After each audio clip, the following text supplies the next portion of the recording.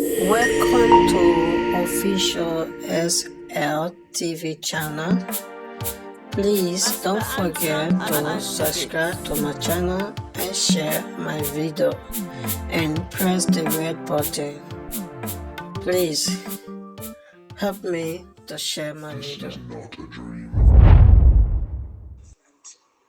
There's something very interesting.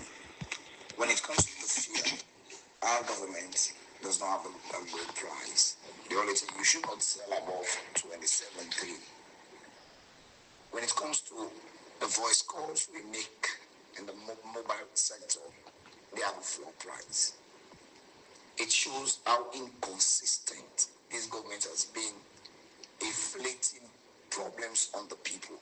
You know, when they created the floor price of calls and data, this was when QCell was coming in, and they were almost taken off the market. To frustrate investment, they created the floor price. But when it comes to fear, which determines the economy, which determines price and everything, it doesn't have a floor price. Inconsistency is the watchword. But let me come to this. Our problem is not as huge as we see it. Just that we have a government that does not listen. And because they've not listened, they've not just wrecked the current economy we have, they've wrecked the future of our kids.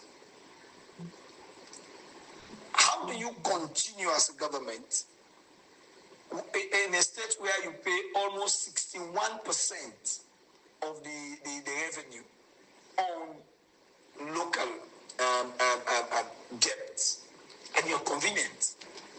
You still continue taking more loans, and these are not effective loans. The wage bill, interestingly, if you look at the number of people who have been employed, and it's not that we've employed more people, no. The percentage from 2018 to now, we've not employed more people. What we did is we fly in people, and we pay them 1,000 times what the original, where somebody was paid like 3,000 newly now. Now you come to employ somebody and you're paying that person $3,000 equivalent. So you see the wage bill going up. The employment numbers are the same, or maybe just 1 or 2% increment. So you ask yourself, why are we so helpless to the people who have entrusted this nation into our hands? You talk about economic diversification, which has always been the first word I had from President Bio when he came to Parliament.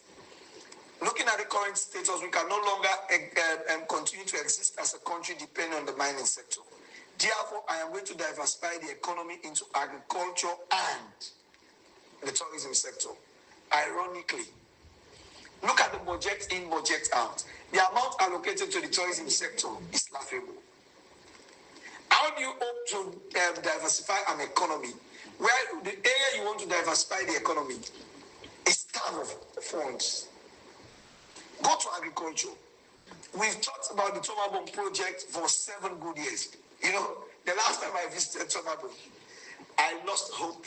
The reason is there is a market site built at Tomabom where after producing the rice, this will be like the local area where they sell the rice to the people. Now 10 flour shop they build. 10 flour shop. By the building themselves, they cannot accommodate more than 40 bags of rice each. And this is where we sell to the local people within the area, and for people moving, if I'm coming from Freetown, I want to buy in large quantity. These are the 10 local shops that sells to the public. It tells you, I'm not sure that the entire project is a failure. It ended up in Anti-Corruption Commission, the first grant that was given to the so-called farmers. Where is the investigation? Nobody has given us a report on this. Our fight against corruption and our state institutions, like the audit service Sierra Leone, have not just been battered. But it pains me sometimes when we talk about the audit report and the senior people in government, including leaders in parliament, to say, oh, it's just an opinion. Give me a break. It was the same opinion that were used, and people's houses are being seized. Just 2 weeks ago, they're telling us, oh, Momo Conte's house, the mother has almost been evicted. It was this same audit report that were used as evidence. Today, it's a mere opinion. How sincere are us as Sierra Leoneans? How do we think? How do we actually put things together? Again, you talk about poor fiscal management. How do you have a country like Sierra Leone, which we grapple for almost everything we eat? We suffer to build an economy, and we have a president flying with a private jet all over the place. And guess what? He has a temerity to tell us, I will continue for fly. Meaning you at go police. That is complete disrespect and disregard for the Sierra Leoneans who voted you in. Check year in, year out. How many people do we fly to hunger as a nation? We have one of the largest contingents going to the UN General Assembly every year. To do what?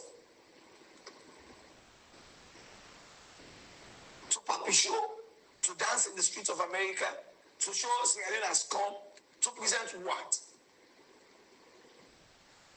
Come to talk about, in fact, when you look at the current audit reports, year in, year out, they tell you almost 40% of what NRA collects does not go to the government. What has been done with this? What are the reforms? What reforms have we put in place? It has to be, it was so worse that the Minister of Finance had to come out public to say the NRA is undermining the efforts of the president. And after that, we saw a convenient silence by the Ministry of Finance. And they tell us, oh, well, this is not about what happens. NIA is building institutions, they are building capacities to ensure they're able to address issues. Again, you don't build an economy where basic amenities like water, electricity is not stable, where security of business owners is not assured. I spoke with a businessman who was in Sierra Leone and came to Parliament. He was engaging with us. He told us, he said, I want to invest. He said, but my fear is if governments change today. He said, what's my assurance of continuing business?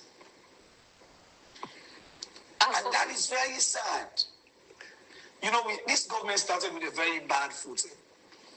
To borrow the words of Alfonso, President Biya has not just failed those who voted for him. He has left us as a country in a state where we have to spend a long more time to recover from the damage caused. When he's talking about Sierra Leoneans building hotels in Bo and Kenema, check those Sierra Leoneans who are building them. These are former government appointees who served in the President Biya regime who are being fired. Are they being investigated? Today we see the anti-corruption.